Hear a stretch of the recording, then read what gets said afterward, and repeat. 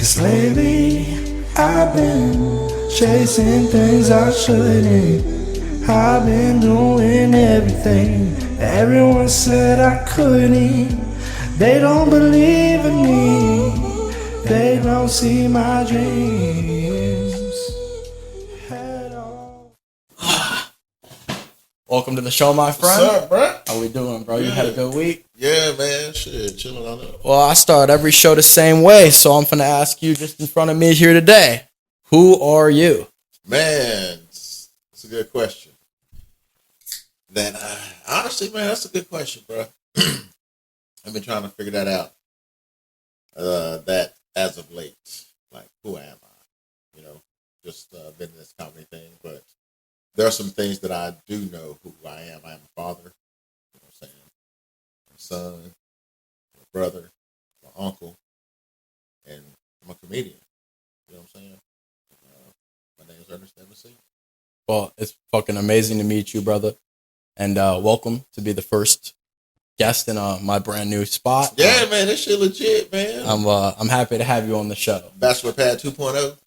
Something like that, bro. I hope not to be a bachelor forever. Yeah. But I wanna get into this a little bit. I wanna know how long have you done comedy for? Man, shoot. About 3.5 years, coming up on 4. August will be 4 years. Yeah, starting here 4 in years. Austin. Okay. Yeah, And were you are you from Austin? No, I'm from Rockdale, Texas. Oh, It's okay. about 45 minutes, an hour northeast from Austin. Okay. Well, I don't know if you know this or not, but I grew up in Chicago. Mhm. I was there for 22 years, Yeah. and this is my first couple months out here. Starting So to get. straight from Chicago. Yes, sir. What part of Chicago? I'm in Elmhurst. I'm not even in the Okay. city for real. Yeah. But I came out here with the goal of doing exactly what I did for music for myself for comedians out here. Mhm. And I made music for years, and I got a lot of opportunities to work with a bunch of different styles of people and kind of create duos. You know, Yeah. like, hey, these people work really well together. These people sound really well together. Mhm. And I want to try to do that for the comedy scene out here. I want to try to figure out what comedians fit well together, what kind of skits and chemistry we could create, and let's just fucking laugh and have a good fucking time. You know what I'm saying? Yeah, that's admirable, bro. This scene is a beast, man. There's a lot of comedians here. There's a lot of great comedians. There's a lot of mediocre comedians. There's a lot of people who shouldn't be doing comedy. You know what I'm saying? I'm just keeping it a buck with you, bro. And for you to try to wrangle all of these people together, what's your plan? Like, what's your plan?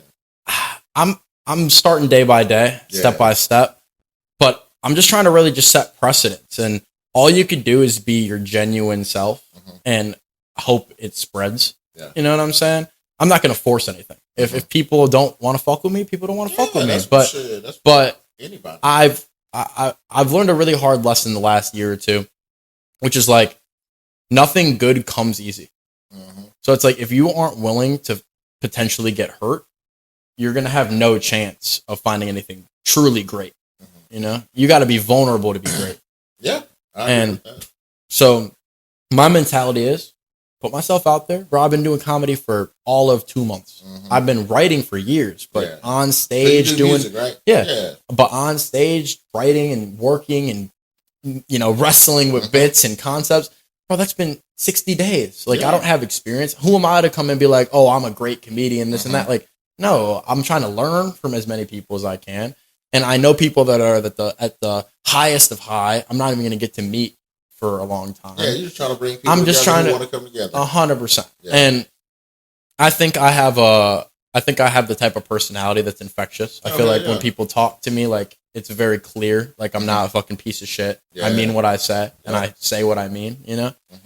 So that's really the mentality. If I can get people to enjoy the show, want to be on it, maybe it'll benefit me. Maybe I'll benefit them. Yeah. But there's no, to me, it's just risk. You know, it's just is an opportunity. Absolutely. It's just time. It's like, oh, okay, cool. You spent an hour on my show. You spent 2 hours on my show. Bro, for all you know, the clip goes viral. All of a sudden, everybody's like, yo, I want to be in this spot. I want to have that. Like, bro, you don't know, or vice versa. Or maybe they're like, oh, you got that guy on your show? Like, bro, that's why I'm honored for you to have me on your podcast, bro. I appreciate it. Hell you know what I'm saying? Like, we're here to be funny. We're here to find out about each other and to let the world know who we are. You know what other? There's no other better way to do it than on a podcast. 100%. I just like talking to you, man. Sometimes I get long-winded shit. I be like, damn, am I talking too much, man? Because, you know, I don't think a lot of people who talk a lot realize they talk a lot until after the fact. You're telling me, bro. Like, damn, that's bro. been my problem my whole fucking life. What, talking a lot? Yeah, People tell you talk a lot? Just family. You know, like, none of my friends know, like, none of my friends have ever spent long enough with me for the majority of for the most part to really experience when I don't shut the fuck up. How many friends you got? Well, I run an internet group. So most of my best friends live hundreds of miles from me. You ain't never met them. I met a lot of them, but I'm saying like spent days with them. So I lived with my mom for 22 years, you know, so she's seen the like, oh, he don't shut the fuck up at 3 a.m. and you know, your only child? No, I'm the oldest of 5. Damn. How about you? You got siblings? Yeah, I'm the youngest. 3. I got a shitload of cousins. Hell yeah. I got 2 little brothers and 2 little sisters. Yeah, so you're the oldest. Yeah, hell yeah. You have to help everything around the house. Something like that. I think my sister and I are pretty close in age. Mm-hmm. So like it was like a divide of the challenge when of like parents went out, you had to watch the kids. Yeah, but like for the most part, like for the majority of the life I lived, we were both young. Because like we're not that far apart in age. And then there was like a small window of time where I was like the oldest, like being kind of like in charge, you know? Because like my younger brother is 17. I'm 23. Yeah. It's not like it's like, you know what I mean? It's not like how, you know, when I was 6, I was watching him. Like, you know what I mean? Hell no. Yeah, when you were 13, they were 6. That's probably watching you. Yeah. So, you know, it is what it is. Yeah. So this is like for me more than it is for the show, but I want to know like what your creative process looks like. Because I'm still trying to kind of learn what mine is. Mm-hmm. Bruh, so I'm 45 years old. I lived a lot of life. But now I think a lot of my creative process is just what I see on a daily basis. It's what I find funny. So I can like today, HEB. There was this dude riding around in a little buggy. You know, like the disabled people, they ride around in a buggy. Yeah. He had on some shorts and a tank top, wife beater. He passes by the HEB lady putting up the chips. He said, "Hey, you got an extra sweater I can borrow?" I'm like, bro, you've been coming to HEB for 30 years. Bitch, you know it's cold in here. You want to come with a tank top. Everybody know HEB be freezing, bro. So something like that, I'll just start writing jokes about HEB. And the shit may not be funny. But yeah. As long as you keep writing, something's going to come out of it. I think the number one thing that made me attracted to comedy is the human experience of it. Because, like, for me, the music I make is very, like, entendre based. So I struggle to find the difference between what's hard and funny. Sometimes, you know what I mean? Like, but do you believe when it comes down to what you like is the final say? That's definitely true. But at the same time, you could tell when something's good or not. You know what I'm saying? Like, even if you like the concept, if that shit's not good, you're like, okay. Like, I wrote some jokes and be like, that shit whack. Yeah, 100%. Bro, I've got bars I've written in music where I'm reading the bar and I'm like, dude, the skill level of this bar is right there. Yeah. The music level of like anybody singing this bar, 0. Yeah. That shit is not a bar. Like, it's just, to me, I'm impressed with myself. I'm like, yo, that shit is like... And sometimes it's good to do that, you know what I'm saying? Because sometimes you're sitting there like, damn, this sucks, this sucks, this sucks. And then sometimes you'll read a piece of work like, oh, that shit is legit. 100%. That's just legit. You're like, okay, I do got it in me. Like, I'll say this, like, my favorite artist, like, musically, is Corday, or growing up anyway, was like YBN Corday. Have you ever heard of him? He's a North Carolina youngin'. He's fire. I really like his shit. He's very, like, meaningful in his music. And it's different. A lot of hip-hop, in my generation anyway, is just, like, the same content. Like, they talk about the same shit. So for me, my big goal with that was to make music that isn't the same as everybody else's shit and make more of a human experience type of music, right? Yeah. So I love comedy so much because everybody's just telling the human existence from a different perspective. Sometimes it's like a fucking wild ass crackhead perspective, and sometimes it's just a cool little chill, everyday, relatable perspective. And you can't get mad at someone for finding something funny. Like, I hate when that happens. Like, the whole idea of comedy is you're saying what you thought in the moment. And sometimes your thoughts is unfiltered. Like, you could say something wild as shit and not mean it with your heart. Yeah. Like, just because I say some shit You know what I'm saying? Like, bro, I'm gonna be honest with you. I was at the store, I was shopping, and I hit you up. I was like, yo, bro, what you like to drink? Bro, I could have picked up Hennessy and made a joke immediately. And then you texted me. You were like, yo, bro, let me get some Hennessy. Yeah. Bro, I burst out laughing. Like, I was like, bro, I don't know why, but I almost didn't ask you. And then I was just going to grab. I was going to drink it. 100%. Yeah. 100%. But, like, if I say that the wrong way, people are like, I'm like, bro, sometimes it's just like, can we just. You would have said Hennessy, I would have sent you back a 100 emoji. And a black fist. And a chef's hat. Let him cook. I just don't get why honesty is not honesty anymore. Yeah. Like, it's like you could say something that is what you thought in the moment and it not be true the next day. Yeah. You know what I'm saying? Like, all the time. I watched my own podcast back and disagreed with myself. Because I'm drinking and smoking, talking shit. But, no, go ahead. Yeah, you're good. I'm looking back at it and I'm like, bro, I'm insensitive here. I'm saying something about my life and the way I think that does not pertain to that lifestyle. And I'm like, oh, but that's like, I'm 23 years old. That's maturity catching up. Yeah. That's a lot of things. And I'm like, okay, I'm well spoken. Like we could have a cool conversation, but at the same time, I still want to learn, still want to grow. You know what I'm saying? Like, I think oftentimes when in conversation, we say stuff that we really don't mean in the moment, but go back and look at it and be like, damn, I said that. That's not really how I feel. You know what I'm saying? And then try to give some more context. But in a podcast sense or a clip that goes viral, once that shit is out the chute, it's out there. And trying to reel it back in, man, can be difficult. Well, this is like the hardest thing I'm coming to realize is I'm more fearful of success than failure. Because it's like, for me, I think I'll be okay. I think I have the type of personality that I don't care what people think enough to the point where it's not going to change that much about me. You scared? You're being like, not me, but my people. Like, I got people that are like my little brothers that are with me in the shit, that are going to come with me, you know? And it's like, when this shit happens, and it's not if, like, when this shit happens, I don't know how everybody else is going to react. And it's unfair of me to put other people who weren't ready in that limelight. You know what I'm saying? Because for me, I'm built for this shit. You got to chase your dreams. I ain't stopping. Yeah. I ain't stopping at all. You got to chase your dreams, man. And then they can come with you, but they ain't got to come all the way. That's true. You know what I'm saying? Just shit. I'm doing a show and wherever. Y'all stay at the hotel or just back. Yeah, they ain't got to be in the pits with you like that. Yeah, that's true. Because for me, it's like my dream is I built a music group. 17 members, 7 years, 6 years, 7 years. A music group of 17 members? It's just a damn Mississippi Mass Choir. There it is. It's what is it, rap? It's this is it right here, Raw Creatives. Okay. And the goal is of the group, it's not music, it's creativity. Yeah. It's raw creatives. It's everything. It's people that make album covers. It's people that paint, people that draw, people that dance. And my goal is to be a music group. I did. It's for me. That's what it is. But like that's how it started. But it's creative. Yeah. And for me, I want to find a lane for all my brothers. Right. Like it's like, bro, everybody's got something, some creative niche about them. Everybody's got something that's like a little bit of this or that. And I want to be able to bring like when I picture it, like in the future, I want to see everybody winning in the lane that they want to win in. So for you, what does winning look like for you? I got a couple of things. First things first. Pick one.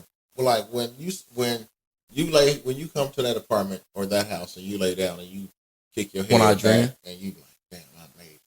What does that look like? I would say the average person's heard at least one of my songs and knows it. I would say that's like success for me. Because if I could get to that point of like notoriety, then any brand that I want to create outside of that. Do you have a song right now that you think can reach the people? I think I almost do. Okay. I think I have things that are close, but I still think that I haven't done enough living. I think there will be a time where my vault opens up more and things add up.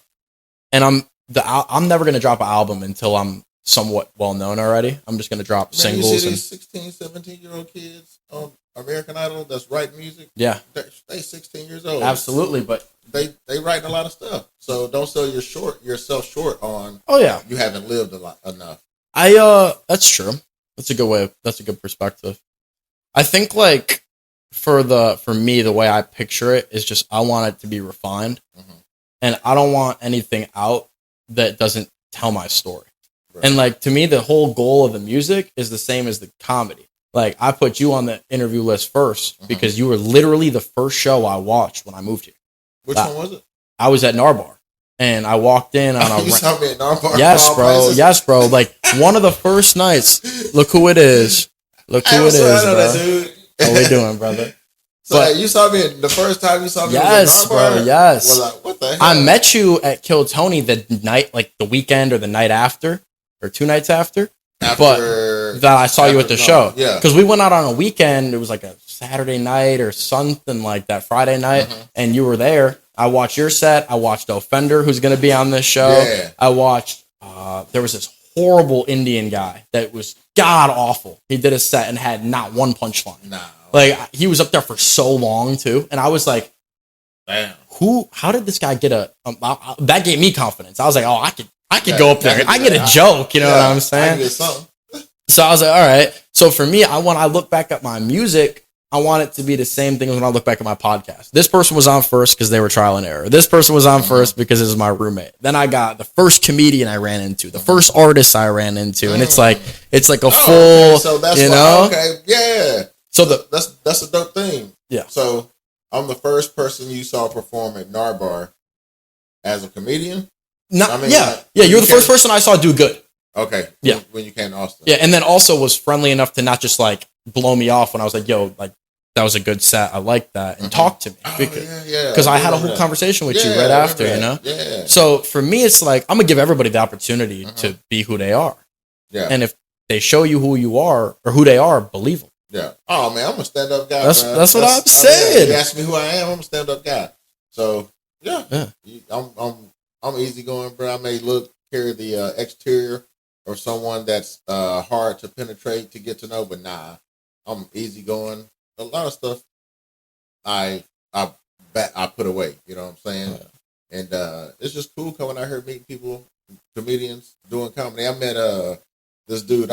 He met me when he first got here. A similar story. His name is Garrett. And he was like, "What's up, Ernest, man?" I was like, "Dude, what's up?" We talked for like 5 minutes. Couldn't remember his name. But he was like, "Garrett." And then I looked, I was like, "Okay, I do remember you." And so he's just starting out. So I try to connect with everybody, man. It doesn't matter where you are in your career of comedy. And it kind of blows my mind sometimes when people aren't relatively well known on social media, but they're well known in a city.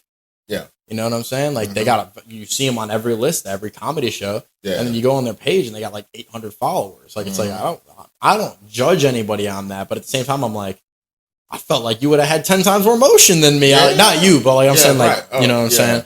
So I'm like, damn, like I could talk to anybody, and what the fuck? Like all I got to do is make a good impression and be professional and be myself. And if it works out, it works out, and if it doesn't, it wasn't meant to. Yeah. That's it, bro. That's all you can do. Yeah. You know, ask for the opportunities, chase the opportunities, make your own opportunities, and when it pans out, it pans out. So, with that said, what are some like comedians that inspire you? Man, I'll tell you, I'm watching Tony Baker. You know, he started off when I first started watching him. He's doing the voiceovers for like animals and shit. Okay.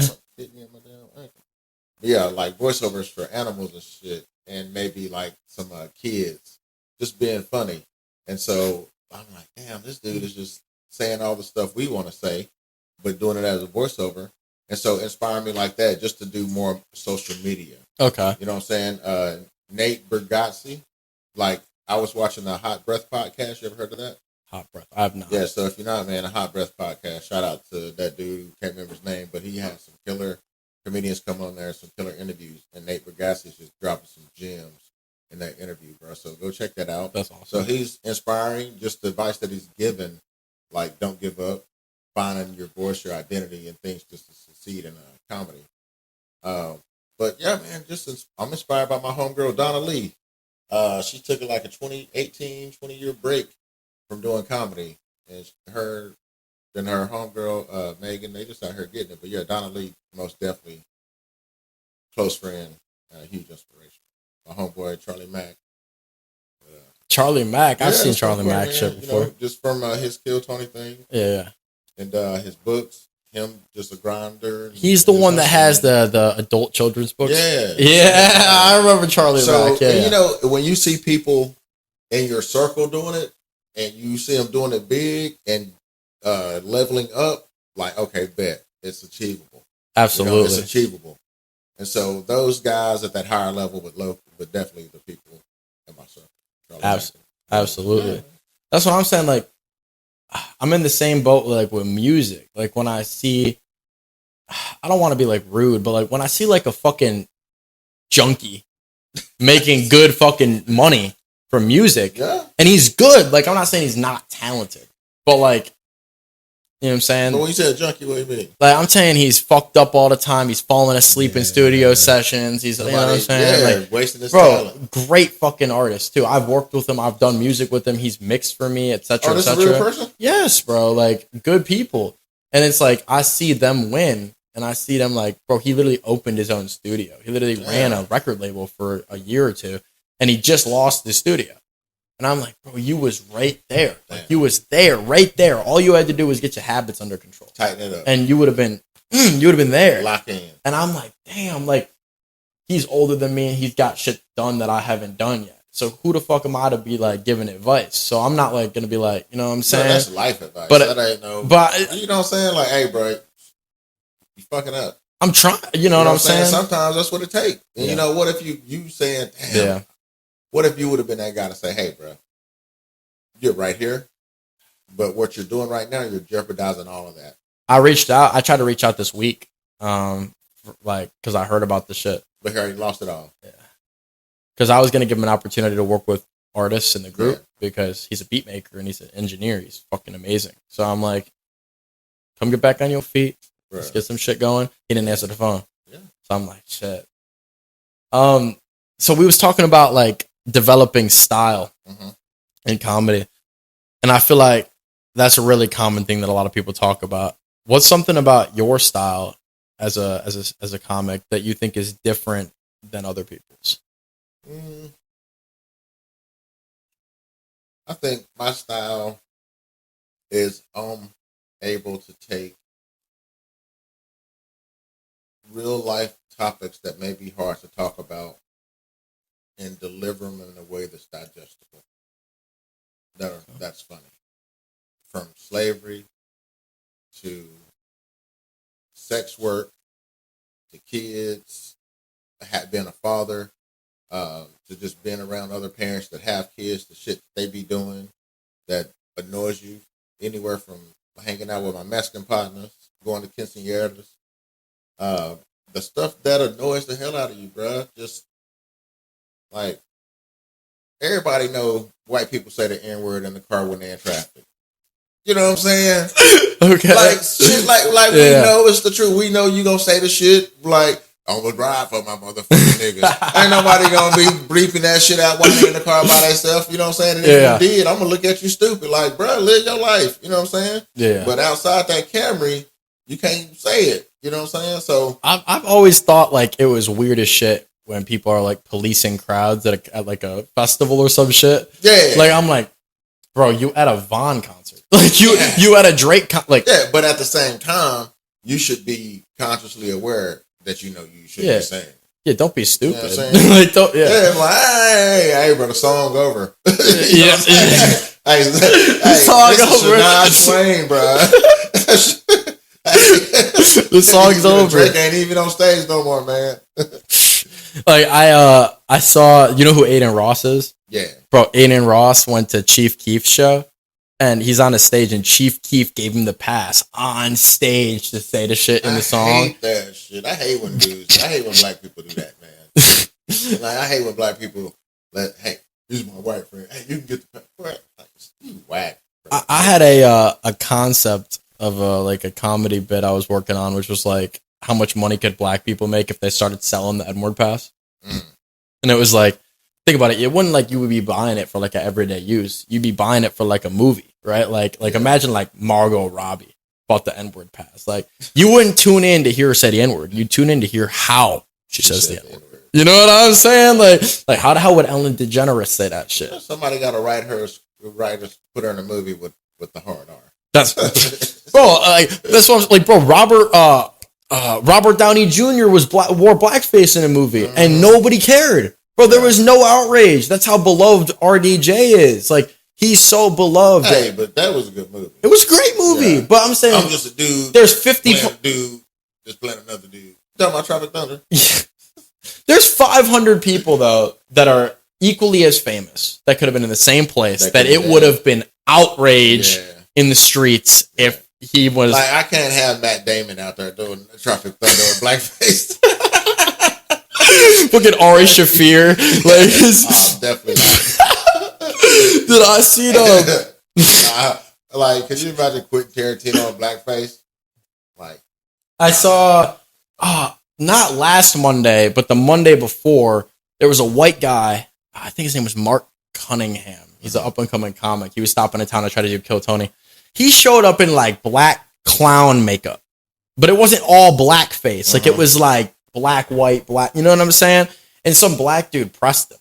And I'm like, bro, we're at Shakespeare's right now. If you see a dude wearing face paint at Shakespeare's... Was it like the African tribe? Black, white, black, white? No? It was, like, clown makeup.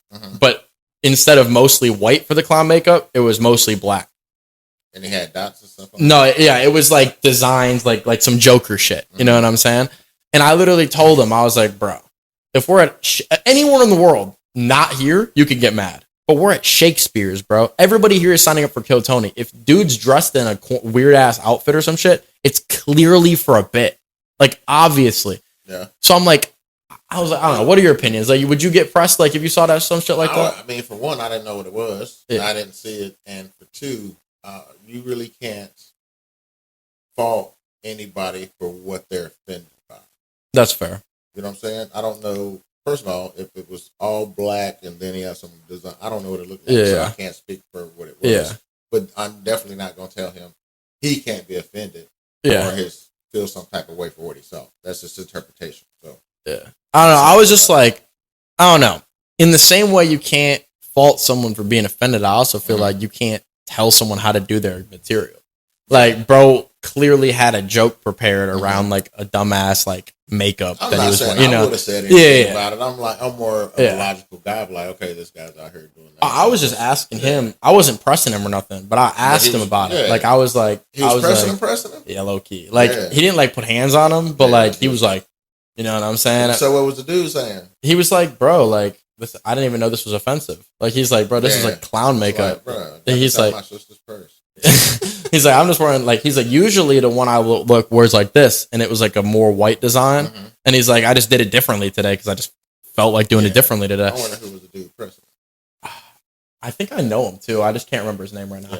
But he was like, at first, like he was like arguing with me, and I was just asking him questions. Like I wasn't even like, you know, I was just curious, like at what point something is a problem, you know? Yeah. And then at the end, it was super respectful. Like he like dabbed me up, like he like pulled me in, like gave me like a half hug, and then he was like, "Yo, bro, like thanks for asking like real good questions, like not being a piece of shit." And I was like, "Yeah, bro, I just was curious." He explained to you? Yeah. Yeah. So it was offensive? It was a cool. He didn't. He was just like, it's blackface, and I was like, I don't know, man. I was like, you don't look like a black dude to me. I never seen a black dude that looked like that before. Like I mean, blackface don't look like that. No, I know, but I'm just saying. I was like, bro, like I don't know. It didn't look like he was trying to look like a black person. Gotcha. You know what I'm saying? Like it didn't look like he was trying to do blackface. Yeah. So I was like, I get where you're going. Did he have circles around his eyes?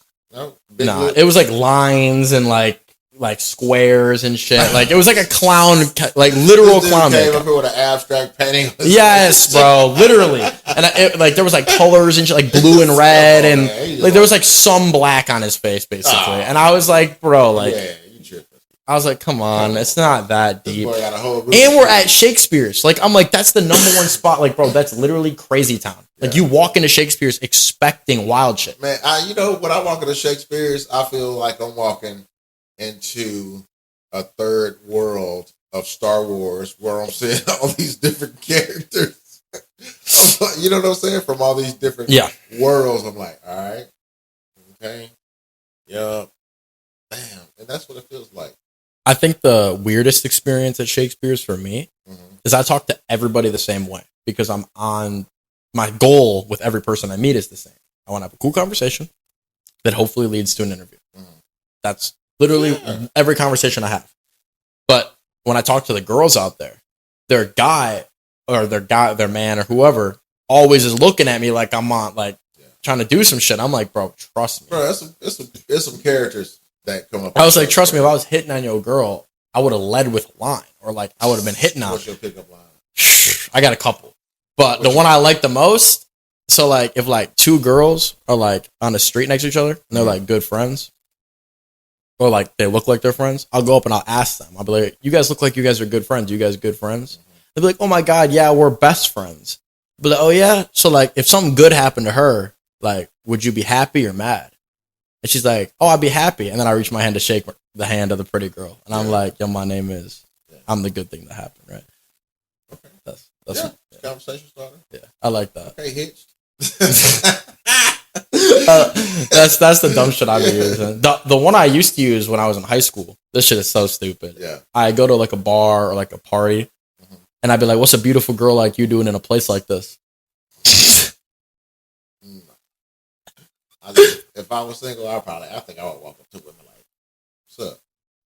You got kids? You want some?" Nah. They got to be out the house.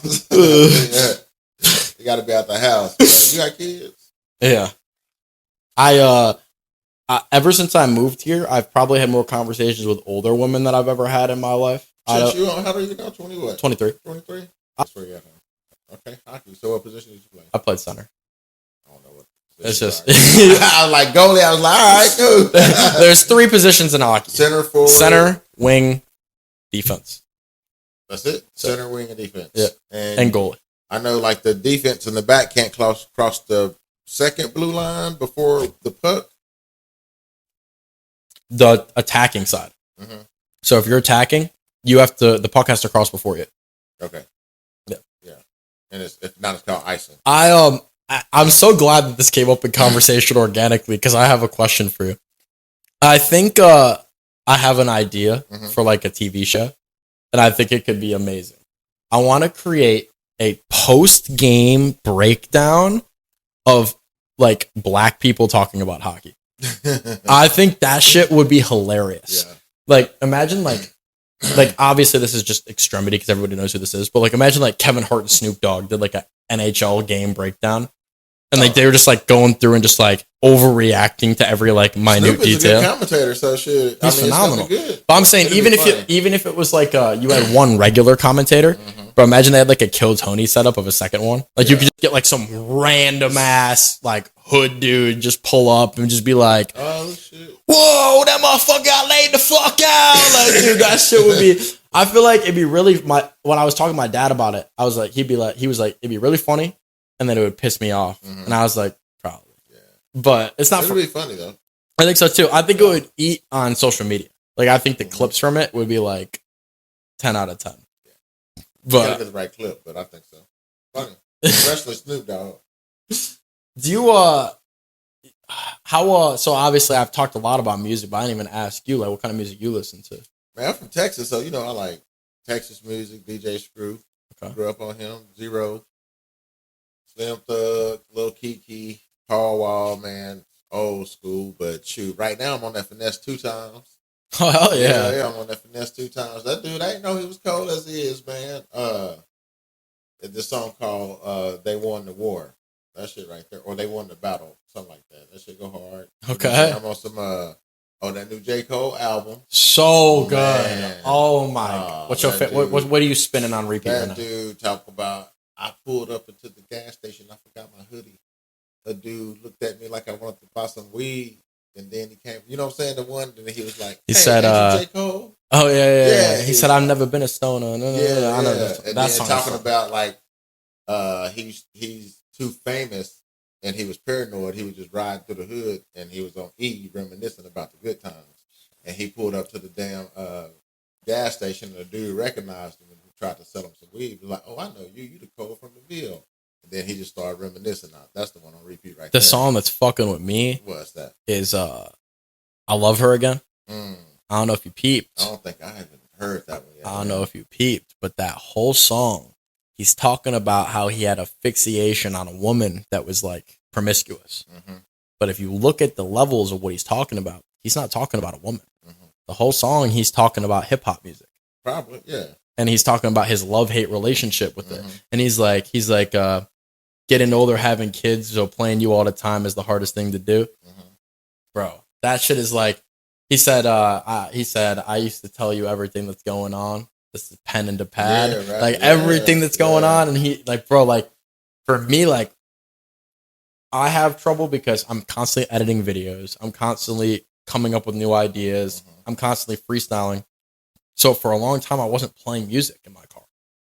I had a video going. I had a phone call going. I was freestyling myself, doing my own shit. So it's hard to get new inspiration when all the things that used to inspire you, you eliminate from your life. So you freestyle on your podcast yet? Oh, 100%. All right, let's go. What you got? Hey, let's not. Like, you said, liquor sipping. Let me find a mixture. Your bitch is bad. Pose for the picture. I like him slim, but a little thicker. The Rocket League player, but you know the bitch a kicker. Cause she got kicked out like I'm playing like I'm Pele. Taking over the game, taking off like I'm Pique. And we're in the pocket now. I'm running out like Melee. Told the bitch I'm falling out. Now it's all payday. Seeing what I did. Now I'm winning for a vacay. Playing with your game. Now you spinning like I'm Valkyrie. I don't even need to lie. Shawty bad like Caroline. I like the way she ultra spine. I'm heaven sent. My flow divine. It's off the brain. You can't decline. It's all the ill. It's by design. Okay. Some. What you got that name? Prodigy? What's the name? No, the song. Off the cuff? Oh, yeah, that was. Oh, shit. Yeah, that was freestyle. I like that. Yeah. I like that. So that's what you be doing in your car, no music. I do that shit every day. Yeah, that's freestyle, the pen and the pad. I can't wait to hear that. I can show you some shit when we get off. Yeah. Okay, that's dope, bro. Appreciate you. So for me, like, I'm having this weird, I don't even know what to call it, this weird balance in life where it's like, I wrote music that was so over lyrical for so long that I'm now fascinated with making music that's like extremely catchy. So I'm like going against my roots. Like I'm going into shit that's like artists I don't even really listen to like get inspired. Like this last year, I've listened to more Drake than probably any other artist. And when I was young, I hated Drake because I was one of those kids that just hated anybody that was like on top, like numbers wise in any way. Hockey, I never liked. I've always been anti LeBron. I've always been anti like Sidney Crosby. Like my whole life, every sport. Like I couldn't like the best player. I couldn't like the number one. So like going back and like listening to like a lot of shit that's like more catchy is fucking with me heavy. And like I had to go back and like get into my old stuff recently, and I've been having some fucking fun. Like my pen is like, I've been on some shit recently. I've been on some shit. And J. Cole's album woke up a demon for me, like the inspiration I've gotten, because I've been actually playing it on repeat every day. So the inspiration keeps going. He said, fame is a drug you were choosing to take. Unfortunately, you can't be sober, but great. I was like, that shit hit me in the soul. He said some shit about how he had an iPhone that travels through time. He FaceTimed younger me on the line. Yeah, he said as soon as he see me, he just started crying. Some shit. He said my oldest son. Like I don't know, but that whole breakdown. I didn't even ask you how many kids do you got? 4. 4 and 2 grandkids. Damn. Okay. Yeah. How long have you and your woman been together? Going on 5 years. 5 years. Yeah. Man, that's fucking beautiful, bro. Bro. That's awesome. That's what I want, bro. I want a big ass family. I ain't even gonna lie. Like, got to. That's what it's about, man. Keep your feet up. 100%. That's probably what I want more than anything. I had a psychedelic trip with one of my good friends, bro, and he was talking to me about music, and I was like, when I was tripping, I was looking at the sky, and I was like, bro, I want the sound. He's like, what do you mean? I was like, in life, I want the sound. On social media, I want the sound. In the movies, I want the sound. In the TV shows, I want the sound. And he's like, really? Yeah. And I'm like, yeah. And he's like, but would you trade it if it meant like you don't get to have a family? And I was like, hell no. And he's like, he looked at me and he said very clearly, he said, it always comes back to family, doesn't it? I was like, fuck, he's right. Yeah. He's right. That shit hit like kind of. It does, man. Like, without family, where would we be? 100%. For me, it's like, I think the coolest part of like going from like being a kid to an adult is like I get to introduce people to my family because I'm like at that point where it's like a respect thing. It's not like just oh, that's my uncle, that's my grand. Like it's like we're peers also. You know what I'm saying? And like when I get to like I before I left for Chicago, every week, once a week, I'd have dinner with my grandpa. We'd have full conversations. We'd talk politics, music, life, everything. And like it was so cool to build that relationship outside of just like oh, that's my grandpa. You know what I'm saying? That's like oh, I have to be here because it's like a holiday. You know what I'm saying? Like it's like. And because of that, I've gotten to introduce people in the group to my family. I've got to fly them out, come spend time at my mom's house. Like, bro, that's like my little brothers and shit for real. You know what I'm saying? And like, I'm already the oldest of 5. I could have a couple more. You know what I'm saying?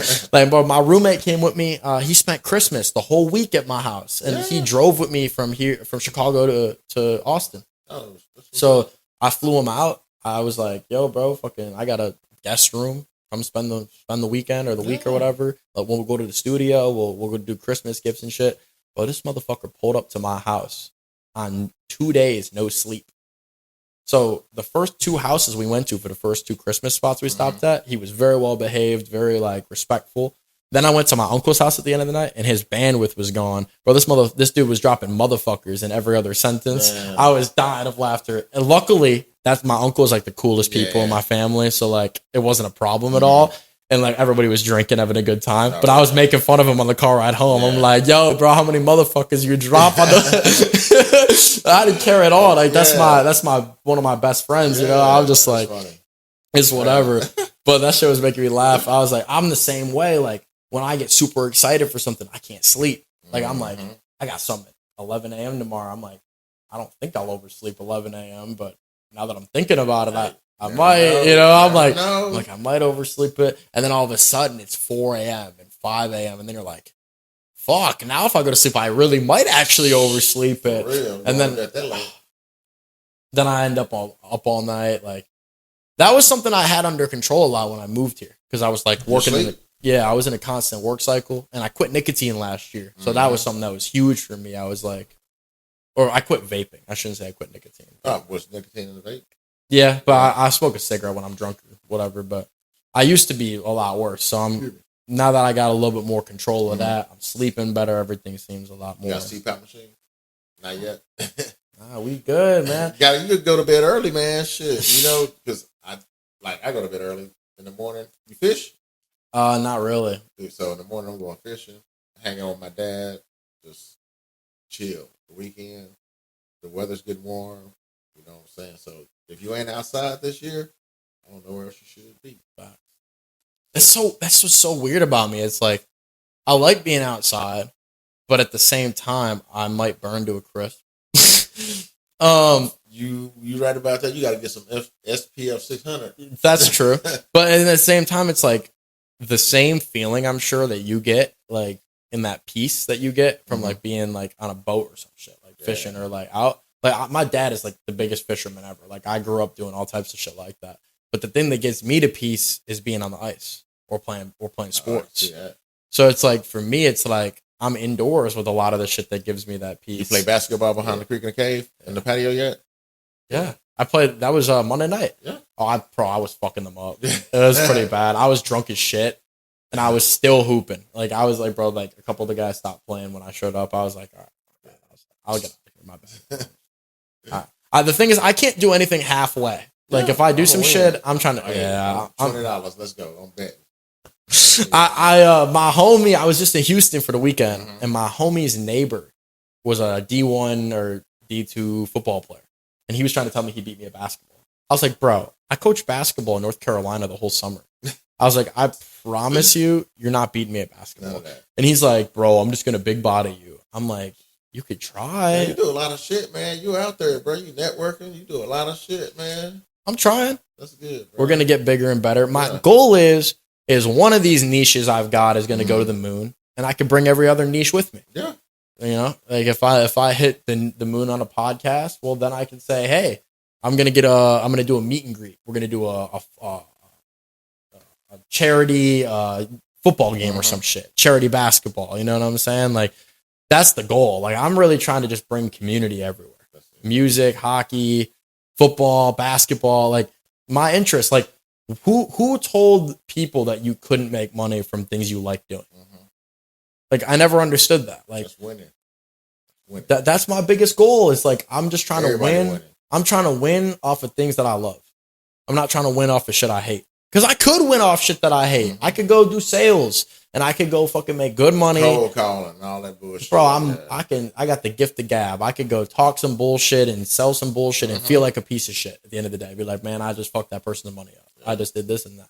I've done it before. Yeah. I could do, bro. I sold weed for fucking years and years and years and years. And I was good at that. I was like, and eventually I was like, when I move out here, unless I get myself in financial real trouble, I'm not going to touch any type of illegal currency. Yeah. I'm trying to make it all legit and make it the best way I could possibly do it and just get better every day. I just want to be a better version of myself today than I was yesterday. You sold weed too, bro? For years. Years. Who was you selling to? From Amherst? Everybody. Slanging. Bro. White people, Mexican people, black people, everybody. Down in the gym, the ice rink. Dude, it was bad because I was not a big kid growing up. Mm-hmm. I was 5'2", 102 pounds my junior year of high school. And I was pulling up to college parties with like my homies, like big homie, you know what I'm saying? And they like, oh, that's my boy. You know, and nobody asked me questions. Nobody was like, oh, how old are you? Mm-hmm. Never, not once. Bro, I would pull up with backpacks of shit. That backpack would be gone by the end of the night. And I would turn crazy profit. And then when I got older, I learned, I was like, I ain't even going to put my own money into this shit. Mm-hmm. And I turned my business to all pre-orders. Yeah. And I was making pure profit on everything, no risk. Damn. And I was like, why would I stop doing this? I'm like, this is too... and it was the morality that got me. Like, it was like, fuck, like, I know I'm smart. I could do something better. I could do something cooler. I could do something that I could tell my grandma about. Ain't no pump. I ain't going to get put in jail for that shit. I'm too smart with that shit. I was not. It's possible. It's obviously possible. But I hear you. But that was my mentality is if you talk positive happens. Yeah. If you're a piece of shit and you constantly on some anxiety shit, then you're going to get got. So I moved through life like I wasn't doing anything wrong and it worked for me. Yeah. So. But then I got out of it. So I'm like, all right, well, that's why they call it the trap, because eventually you get in that circle and trapped in it. But I got out. But you're on the other side of it. I got out. Bro. So that for me, if I can work these jobs, get this straight, eventually I'm going to get a head coaching job in hockey. Eventually I'm going to be running my own training programs. Then I can quit my second job. Then I'm only doing hockey work and the podcast and music. And that's not that crazy. Like that lifestyle wise. Very doable. That's very doable. Very doable. So in April, I get my coaching certification. That's next. Once that happens, I got to just meet the right person, meet the right team, meet the right clinic, and go head coach for a program. Yeah, that's next. But I think everything happens for a reason. I think that if I tried to become a head coach at a younger age, I probably wouldn't have been ready. So I think I'm ready now. I think I'm ready to like actually be responsible for a group of kids and, say the right things and lead by example in the right way. I want to transition the podcast a little bit. I want to talk to you about like what motivates you, and this could be for your career, or this could be personally. Like, what's something that motivates you? Man, my motivation is just to be funny in front of people, bro. Like, I'm chasing the feeling. I'm not chasing money. I'm not chasing fame or any of that. I'm chasing the feeling that I get before I go on stage, while I'm on stage, and when I get off the stage, and to see the faces of the people that I impact. That's what I'm chasing, right? And then by doing the work and chasing that, everything else is gonna take care of itself. Did you ever have like a bit that you loved that never like transpired the way you wanted it to?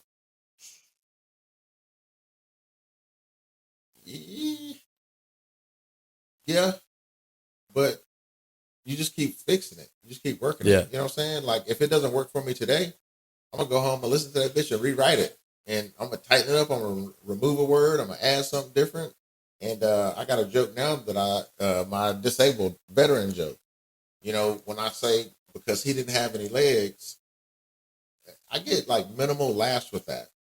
But when I changed it to he couldn't walk, dude, it changed the whole joke.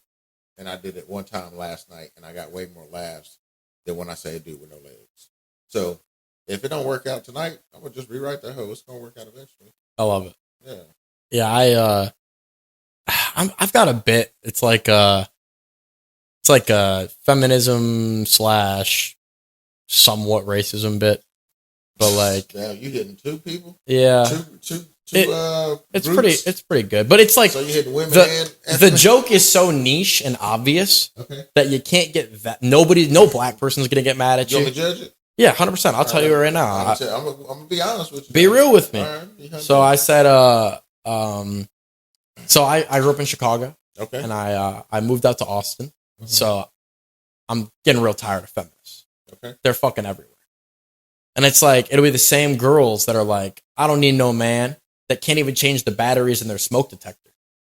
It's like, when the fuck did feminists become black people in 2026? And it's like, they really went from, we want equal rights to superiority to let's kill all the men. And I'm like, calm down, feminists. Mm-hmm. If you kill all the men, who's going to fund the WNBA? Okay. So, damn. So you got feminists, you got black people, and you got the WNBA.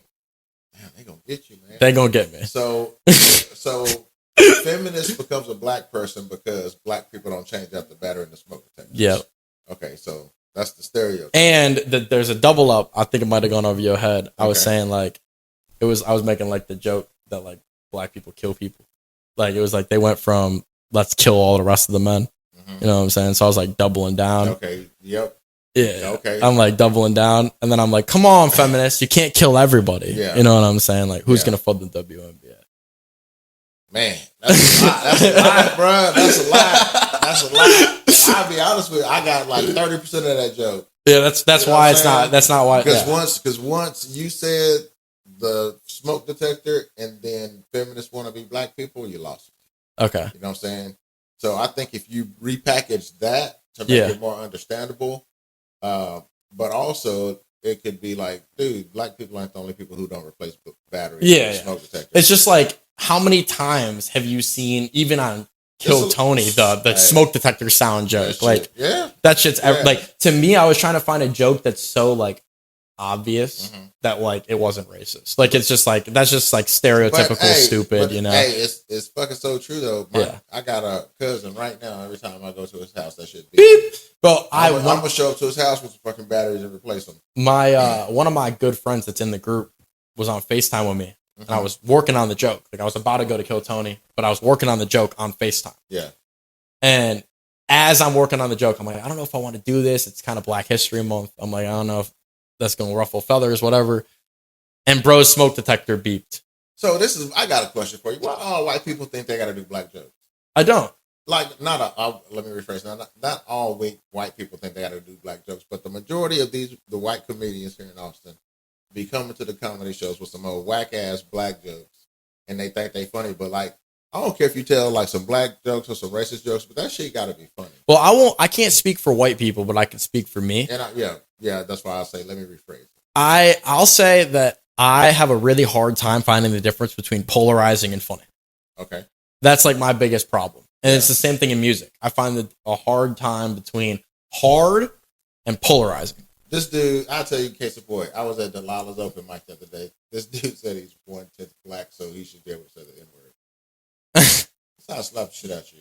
Like, bro, they be playing in my face, man.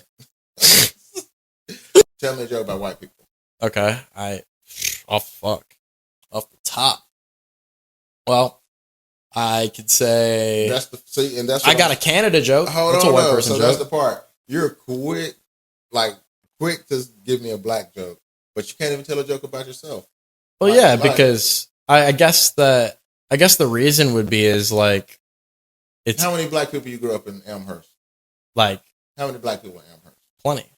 Like a lot. Yeah, decent amount. I know Chicago a lot. I would say it's like 30%. 30, so how many?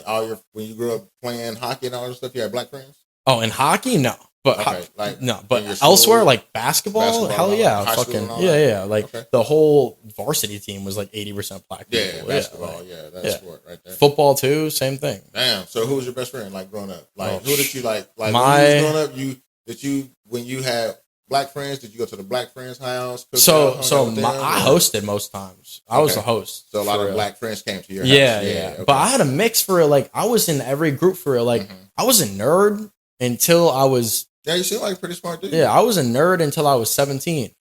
And then I wanted to be more of an athlete than a nerd. So I really got serious about sports. Yeah.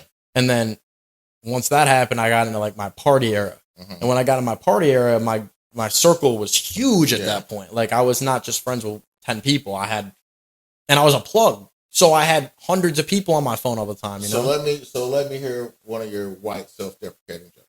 Self-deprecating? Yeah, any joke about white people. White people can't. Like, we'll go super. I mean, I talk about frequently that the only thing my music is lacking is melanin. Black people. No, it's not.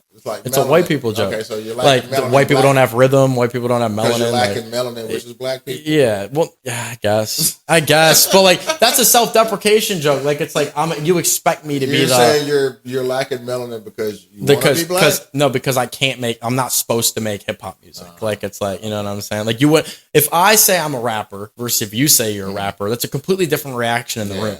But I'm not busting your balls. But I'm just giving you the concept of what I see on a daily basis.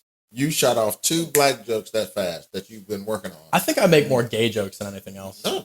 And you know, that's what people like. God, bro, you fought like T-Bone, baby. So people who always assimilate gay, like, people think the gay people and black people have the same plight. We don't. Oh, no. Like, I make black jokes, but I also make gay jokes. Like, we're one of the same, and it's not. No, I'm not saying that white comedians can't make black jokes. But I'm saying, since I've been here in Austin, I've seen a lot of white comedians do exactly what you did. They played this, like, they've hung out with black people. They know black people all their life. And they make these jokes of some shit that they see on TV or that they hear their white friends say, but haven't never experienced. Yeah. And they getting it fucking wrong. And so when I hear white comedians tell these half-truth jokes and they're labeled as mostly hate, that's when I'm going to say, okay, let me hear your joke. I see what you're saying. And you just proved my point by not doing 2 black jokes back to back. Well thought out premises, set up punchline. Yeah. But you couldn't give me the white. Well, I'll say this. I probably only have 12 bits, realistically. And 3 of them racist. And, yeah. Or 3 black people. Yeah, probably 3 of them racist. That was probably fair. About 2, 3, how many gay people? Probably like 4. Okay. Yeah. So that leaves 5. So yeah. What, 5 are about you? No, I got a bunch of different random ass shit. Okay. Just like, I got stories from like a person that I knew. I got stories from people I've spoken to and things I've experienced. I got one about the Olympics. Okay. I challenge you to, like, write some jokes about you. Okay. Right? Write some jokes about you, like your isms, your quirks, how you see life on a daily basis, like your POV. You love hockey. You love music. What's the process of writing music for you? That's fair. You know what I'm saying? Like, damn, I went to Walmart the other day and I seen roll back. You know what I'm saying? Like, bitch, roll back. That's fair. Roll back. You know what I'm saying? Now that you say that, I actually do have an idea. Like, that's what I'm saying. So, like, I'm one of those people that, like, when I get an idea, I have to write it down. So, like, I was at work the other day and I was picture, like, so here's the Zamboni room. Yeah. Here's the rink. All the way down, every 5 feet, there's a pole. Pole, right? I was writing on my notes a song, and I had my head down, just, like, weaving the poles while I was writing. And I was talking to my front desk people. I was like, bro, I had to look special. Like, I was literally just, like, locked in so deep, and I'm in my, like, company attire, and I'm just, like, writing a whole song. I got my brakes checked the other day. And I was working a song. I was literally finishing a song. And the mechanic was like, hey, man, can we talk to you? And I thought he was going to tell me something was wrong with my car. Because I saw you working on some shit. Can you perform for us? Yeah. Bro, I performed for the mechanic and they gave me a discount at the store. Yeah. So I was like, that shit's fucking... Yeah, use your talents where you can, bro. That shit was cool. I'm not going to lie. But that's a good point. I never thought about it like that. I think it's like... I like picking on everybody. Like, it's not just like, it's black people, it's gay people, it's this or that. It's just...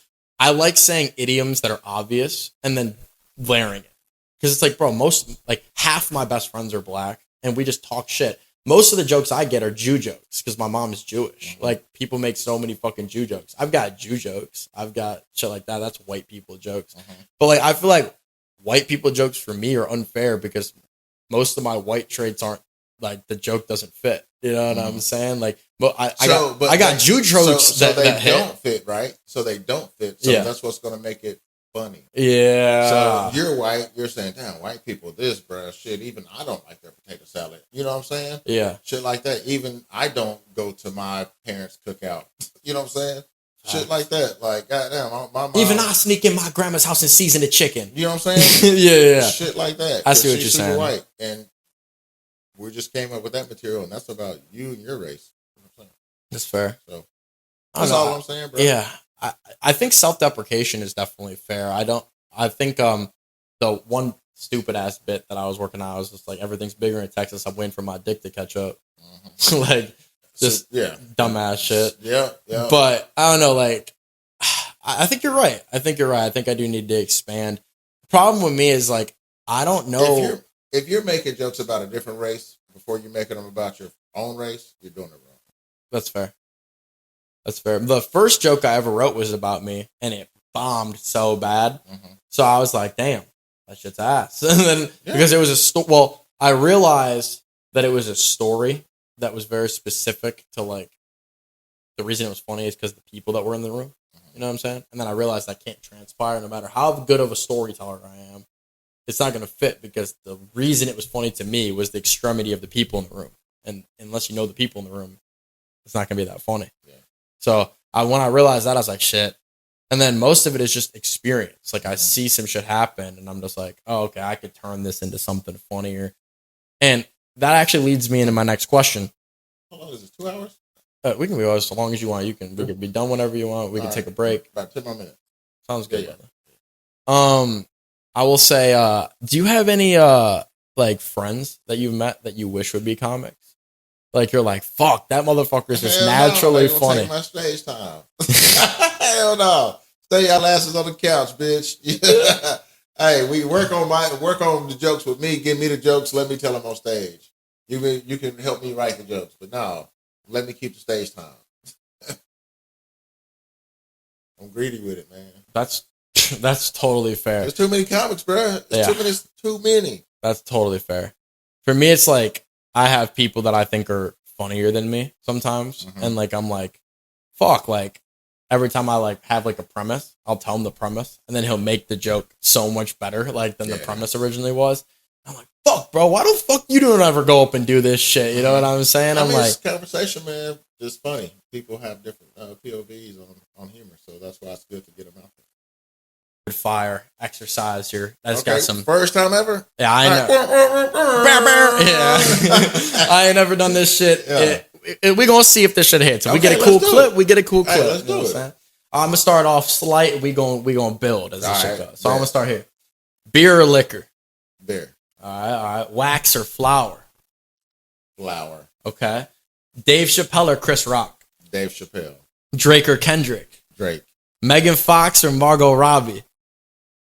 Megan Fox. Megan Fox, okay. Early bird or night owl? Both. Both? Would you rather have a gay son or a thought daughter? Gay son. Gay son, okay. Are you more flashy or conservative? Flashy. Introverted or extroverted? Extroverted. Would you rather have more time or more energy? Energy. Okay. Would you rather be brave or be wise? I'm both. Okay. Would you rather be admired or feared? I'm both. I love that. I love that. Would you rather travel to the past or to the future? To the past. And the last thing I'll ask you, would you rather be stuck in an elevator with your ex when they're with their new partner, or you and your current partner, but they have their ex in the room?